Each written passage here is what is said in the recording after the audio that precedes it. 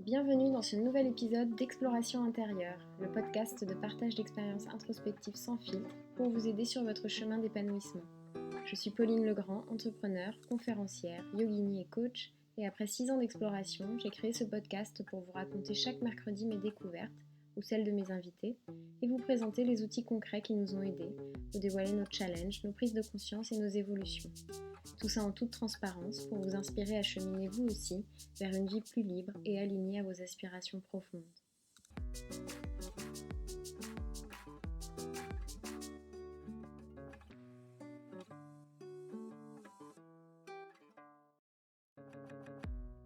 Bonjour à tous, bonjour à toutes.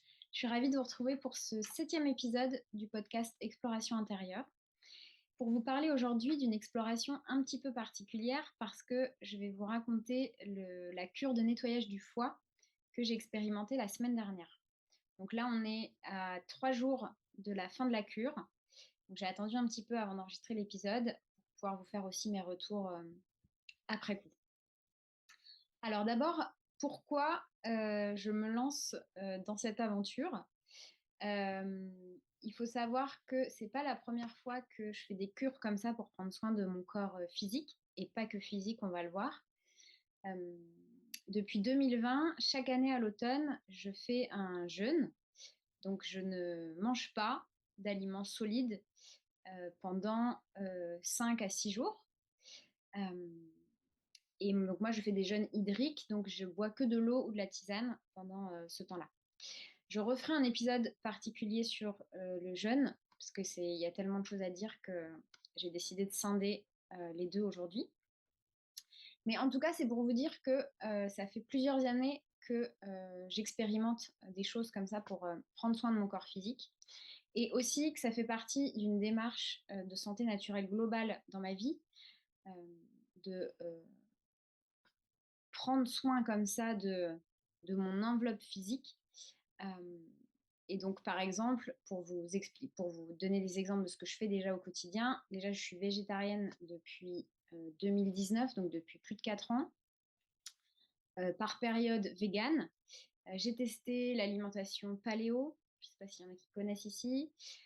Je fais attention à, même si j'habite en ville en ce moment, à aller régulièrement en nature, me ressourcer avec la mer par exemple, puisque là je vis à Marseille, ou en forêt, ou enfin, en tout cas en nature, prendre le soleil, etc.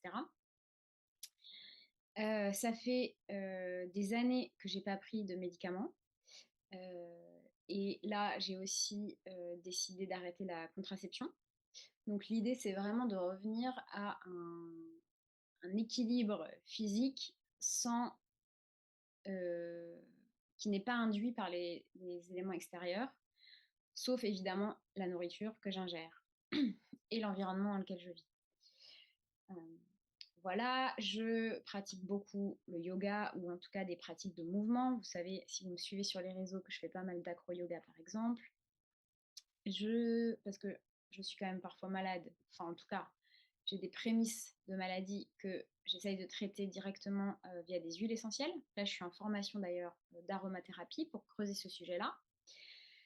Je m'offre des massages aussi régulièrement, pas des massages relaxants, mais plutôt des massages qui vont venir stimuler mon corps, l'étirer, relâcher les muscles, etc. Donc, en général, pendant les massages, je passe pas forcément un moment de pur bonheur, pur plaisir, mais après coup, je sens que mon corps est vraiment relâché, que ça a débloqué des choses. De la même manière, je vais régulièrement chez l'ostéopathe. Voilà, et puis qu'est-ce quoi d'autre? Un autre exemple aussi, c'est les bains froids que je pratique aussi depuis quelques années. Ça, j'ai commencé en 2020, 2021. Et donc, je vais régulièrement me baigner, l'hiver y compris, euh, dans la mer ou la rivière pour avoir tous les bienfaits du froid sur mon corps. Pareil, je pourrais faire un épisode de podcast si ça vous intéresse. Voilà, en tout cas, la démarche globale de cette cure de nettoyage du foie pour laquelle on est là aujourd'hui, c'est vraiment de prendre soin de moi, de détoxifier mon corps et de retrouver une autonomie sur ma santé. C'est ce que je fais depuis plusieurs années. Et ça passe par comprendre comment mon corps fonctionne et expérimenter des choses qui pourraient lui faire du bien.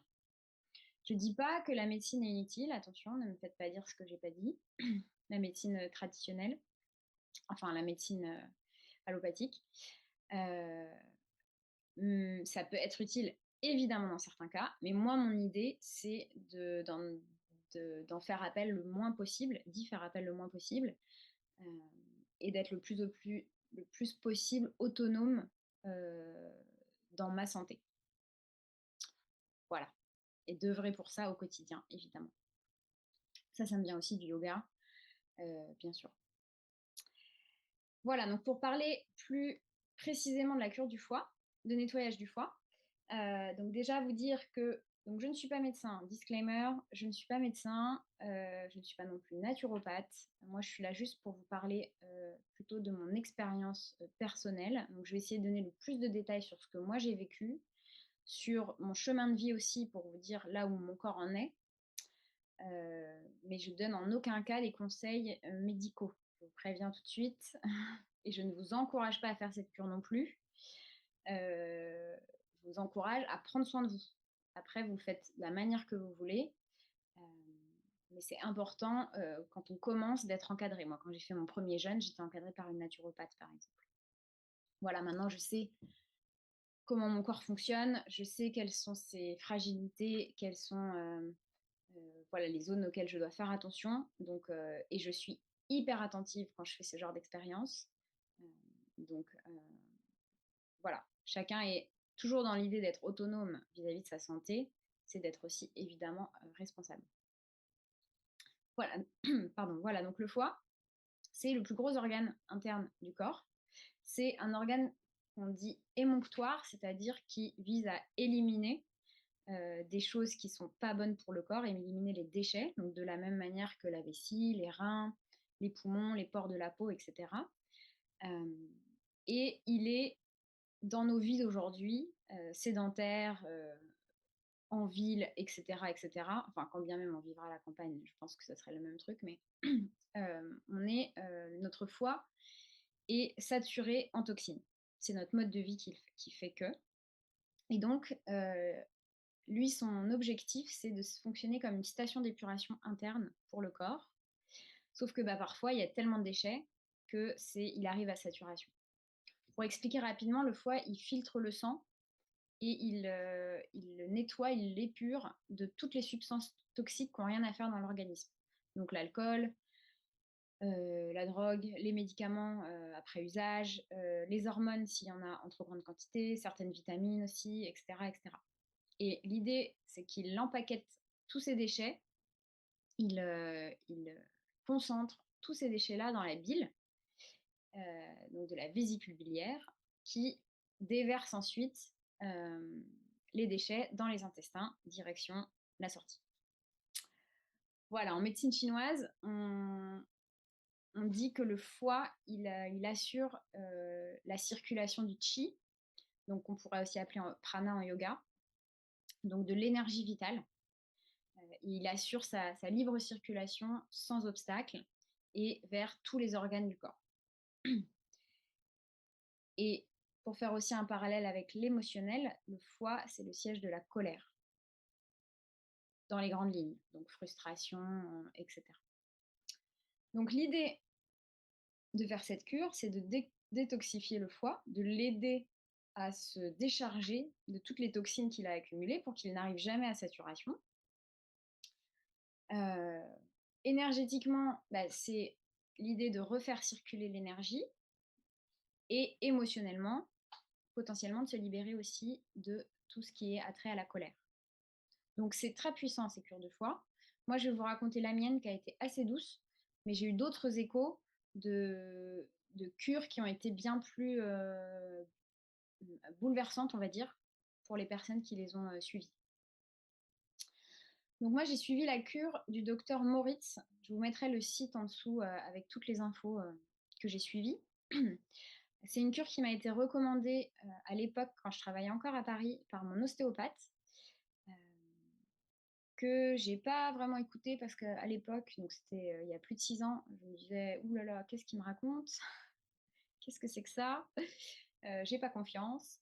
Et puis au fur et à mesure de mes aventures, de mes rencontres sur le chemin du développement personnel et spirituel, j'ai rencontré plein de personnes qui avaient fait cette cure, une fois, 2 fois, 5 fois, 10 fois. Euh, Certaines qui l'avaient fait parce que leur naturopathe ou leur médecin ayurvédique l'avait recommandé.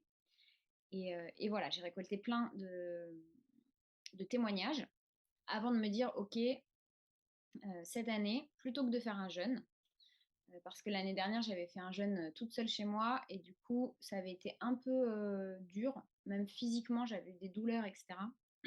Et j'avais pas envie de me relancer là-dedans cette année, même si je connais tous les bienfaits du jeûne, hein. Du jeûne d'ailleurs. Euh, je m'étais dit, je voudrais quelque chose de plus doux, ne sachant pas ce que ça allait faire cette cure du foie, hein, mais de nettoyage. Mais je m'étais dit, voilà, je vais changer un petit peu de process. Et donc, au vu de tous les témoignages que j'ai eus, de ce que j'ai lu aussi, je me suis dit, allez, je me lance. Donc, je me suis lancée début novembre, fin octobre, donc la semaine dernière, pour la cure de 7 jours.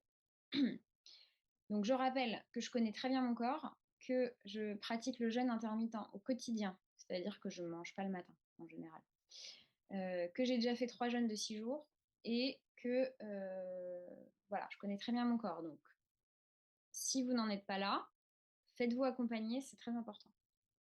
Les contre-indications pour cette cure, c'est un intestin ou le côlon en mauvais état, des coliques biliaires, une grande fatigue, la déshydratation, si on est enceinte, si on porte un stent biliaire, si on a de l'insuffisance rénale. Encore une fois, je le dis, mais je ne suis pas médecin, donc renseignez-vous.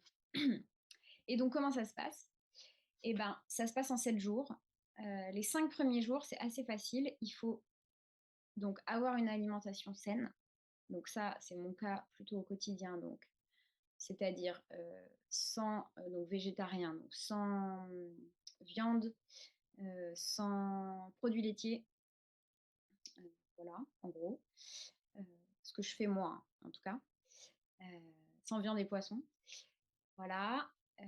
Et de manger beaucoup de fruits et de légumes, surtout des légumes.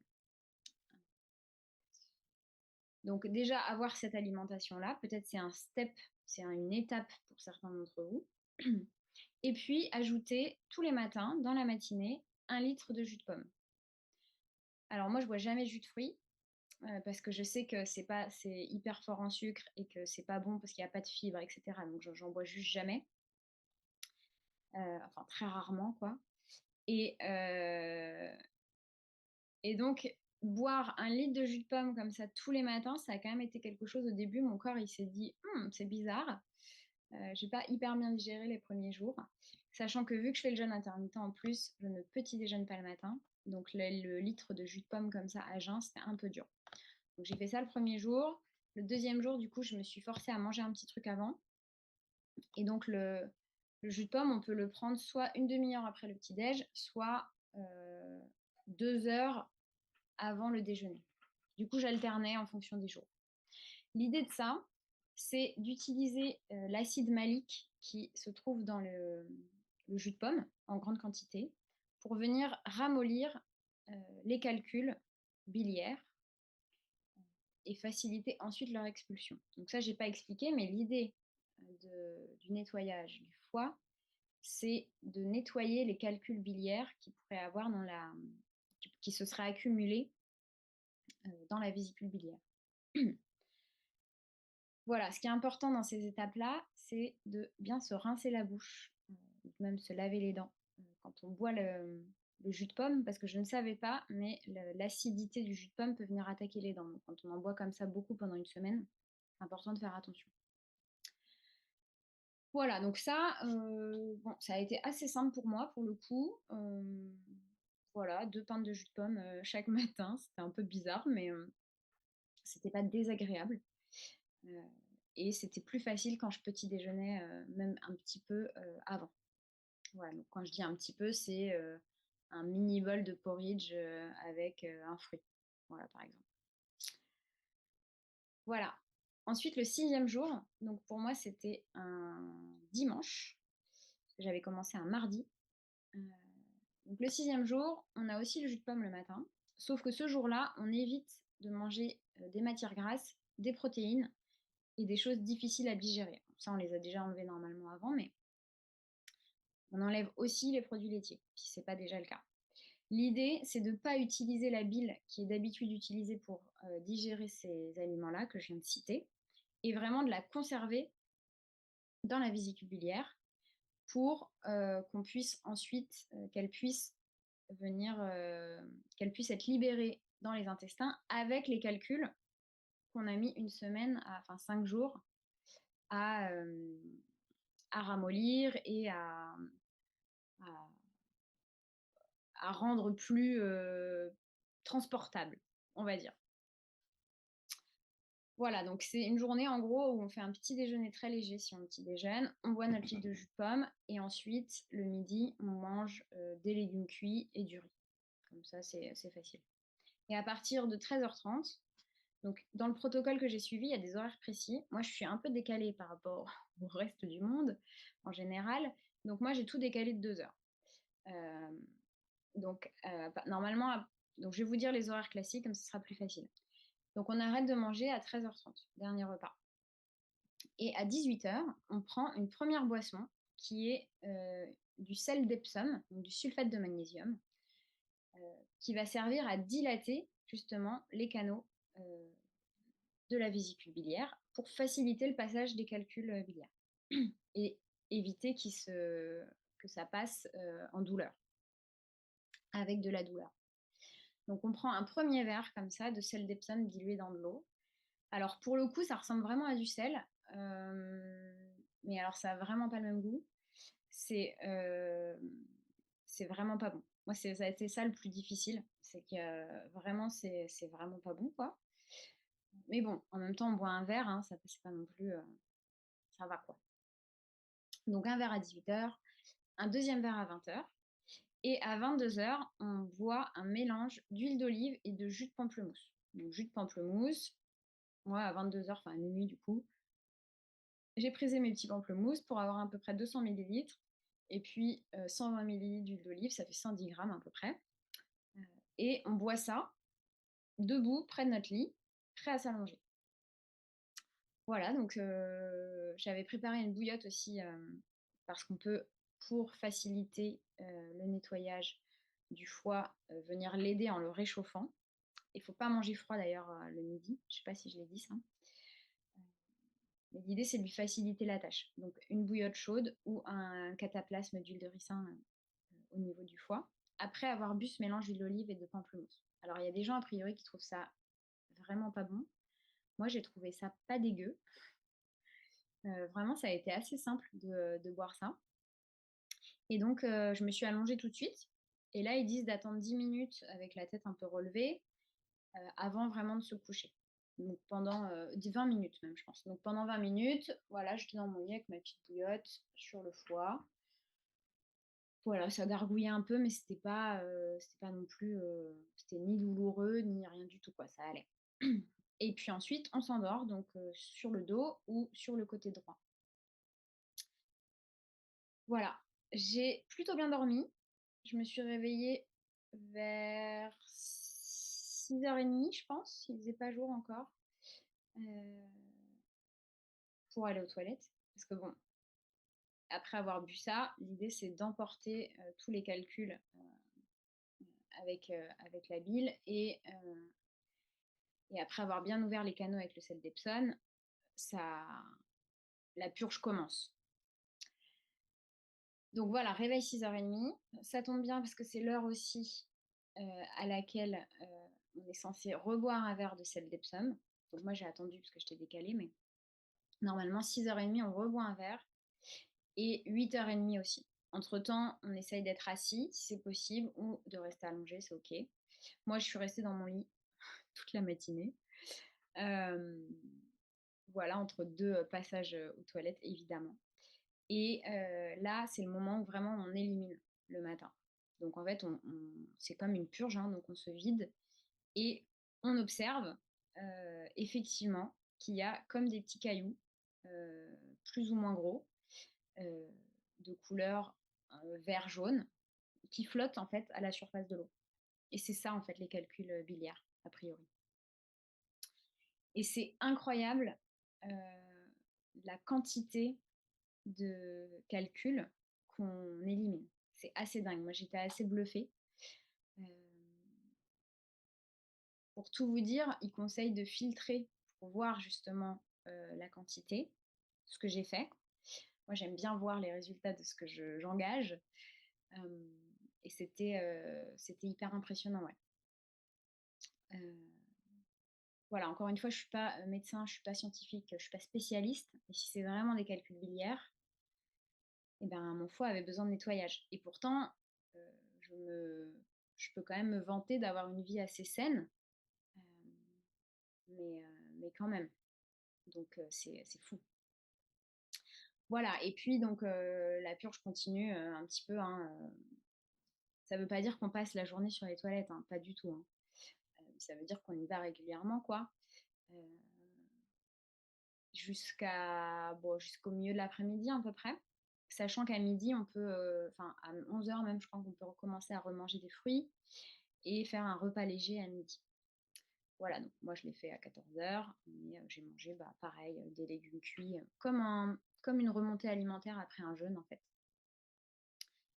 Voilà et puis il conseille de faire un nettoyage du côlon dans les 3 jours pour venir, bah, nettoyer aussi, le côlon et enlever, les calculs qui pourraient être restés, bloqués et puis, voilà les toxines qui ont commencé à être éliminées avec la cure.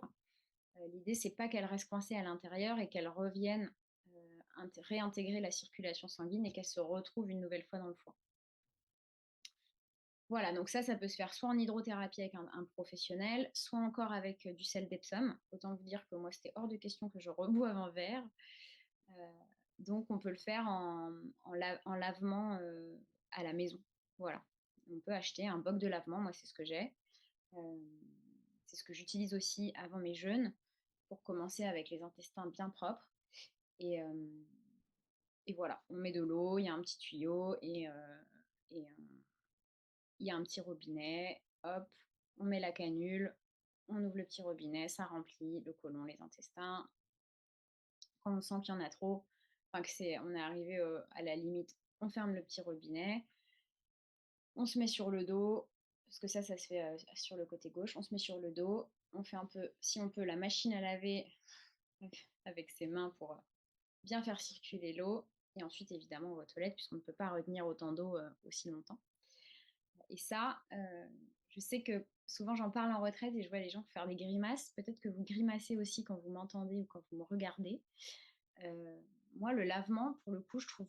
Alors, bien sûr que c'est pas hyper agréable quand au début, quand on rentre la canule dans l'anus, hein, c'est ça qui se passe, hein.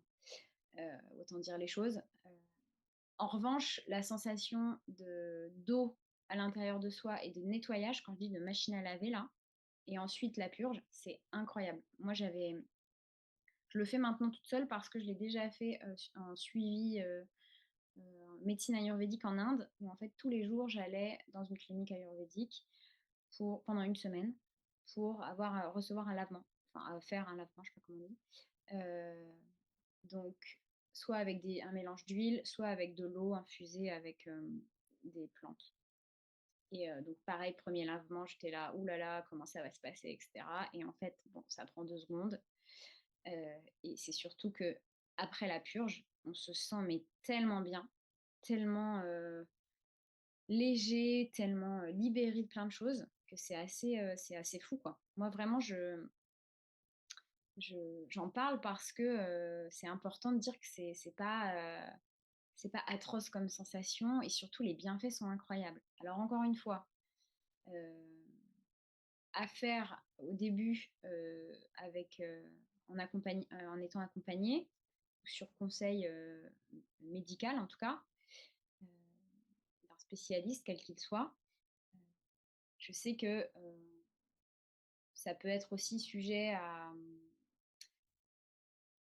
addiction entre guillemets parce que bah, la sensation est tellement folle que que voilà, enfin, c'est des choses que j'ai déjà entendues en tout cas, ou même dans des cas de troubles du comportement alimentaire, etc. Donc, apprendre avec des pincettes, bien sûr. Mais moi, j'ai quand même envie de démystifier le truc et juste de dire que faire un lavement, c'est OK, il n'y a pas de problème en fait. Voilà. Donc, comment je me suis sentie après ça? Et ben, lundi, donc moi j'ai fini le lundi. Et ben, le lundi soir, j'étais en pleine forme. Je suis allée faire 2 heures d'acro-yoga. J'ai hyper bien dormi. Franchement, et là, on est jeudi. Hier, je suis allée me baigner dans la mer. Donc, on est en novembre, hein, je précise. Et pas de souci, quoi. J'ai pas eu ni de maux de tête, ni de maux de ventre, ni de grande fatigue. Je sais que j'ai déjà entendu des témoignages où on m'avait dit, hein, on m'avait dit fais attention le dernier jour, tu vas pas pouvoir sortir, etc. Après, je précise aussi que je suis entrepreneur, que je m'organise comme je veux et que du coup, la semaine où j'ai fait la cure, j'étais beaucoup chez moi, beaucoup tranquille, même si je travaillais derrière mon bureau, j'étais en mode tranquille, le soir sur mon canapé, etc., etc. J'ai fait un petit peu d'accro, mais pas beaucoup. Euh, voilà, donc j'ai pris soin de moi et j'ai profité aussi de ce temps de pause pour mon corps finalement, pour faire une pause aussi, moi, de tous mes corps, on va dire. Euh, voilà, donc, et là, à J+3, bah, je me sens pareil, hyper bien. Là, je m'apprête à prendre le train, aller passer un week-end de formation à Paris et tout va bien. Je vais vous faire aussi je vais vous partager aussi le retour que j'ai eu d'autres de connaissances et d'amis. Euh, J'ai une amie qui a fait la cure plusieurs fois et qui, à chaque fois, a eu des effets différents, euh, que ce soit libération émotionnelle, que ce soit libération physique de quelque chose par des douleurs, une fatigue, etc., etc. Donc, chaque cure est différente, je suppose, parce que j'en ai fait qu'une, mais si je fais le parallèle avec les jeûnes, c'est exactement la même chose. Chaque jeûne est différent. Euh, et ce qui est important, je pense, c'est vraiment l'intention avec laquelle on le fait. C'est pour ça que j'ai commencé cet épisode avec la démarche dans laquelle je suis, pour vous expliquer que je ne fais pas cette cure juste pour tenter le nouveau truc à la mode, mais que ça fait vraiment partie d'un truc plus global pour ma santé, et surtout que mon intention en le faisant, c'est de prendre soin de mon corps, de le nettoyer, de le libérer, de le détoxifier. Euh, Si c'est comme tout, hein, si on fait les choses avec une mauvaise intention, eh ben on va avoir un mauvais résultat, tout simplement. Euh, donc si vous êtes dans cette démarche-là, vraiment de prendre soin de vous, il n'y a pas de raison que ça se passe mal. Peut-être que vous aurez des douleurs parce que le corps il a besoin d'expulser des choses. Peut-être que ce ne sera pas confortable, ce ne sera pas agréable, ça oui. Euh, En revanche, le résultat, il peut être que bon. Voilà. Euh, J'ai entendu aussi qu'on pouvait, après coup, après la cure, pouvoir avoir des inflammations qui se présentent dans le corps, sous plein de formes différentes. Et ça s'explique tout simplement parce que bah, toutes les toxines et les bactéries qu'on essaye d'enlever, là, à ce moment-là, bah, y en a qui essayent de s'agripper et de rester bien au chaud à l'intérieur. Et donc, ça peut créer à certains endroits des inflammations. Ça, c'est quand même bon à savoir. Voilà, et puis le récit incroyable aussi d'une amie qui m'a dit que elle, c'est grâce à des cures de nettoyage du foie qu'elle a pu atténuer ses douleurs de règles. Tout simplement parce que l'utérus, au moment des règles, il vient se contracter pour nettoyer et expulser les menstruations. Euh, et que, en fait, quelque part, il prend le relais quand le foie il est trop saturé en toxines. Et donc, plus on prend soin de notre foie, moins l'utérus il a besoin de prendre le relais et donc de se contracter fort pour détoxifier aussi via les règles. Voilà, j'ai trouvé ça incroyable. Euh, Moi, j'ai jamais eu vraiment de grosses douleurs de règles, donc je verrai le mois prochain si ça change quelque chose, mais je pense pas que je vais pouvoir me rendre compte. mais voilà une autre, un autre des bienfaits possibles. Voilà, donc j'ai déjà dit plein de choses. Je voudrais peut-être finir en parlant de la volonté, parce qu'hier, j'ai une amie qui m'a dit que j'étais courageuse et que j'avais de la volonté. Donc, c'était pas sur ce sujet-là de la cure de nettoyage du foie, c'était sur un autre sujet, mais peu importe.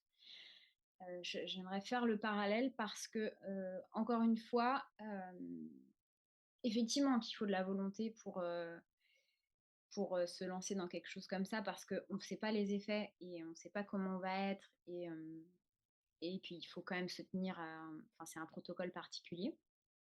Encore une fois, ça n'a rien à voir avec un jeûne, hein, c'est beaucoup plus facile.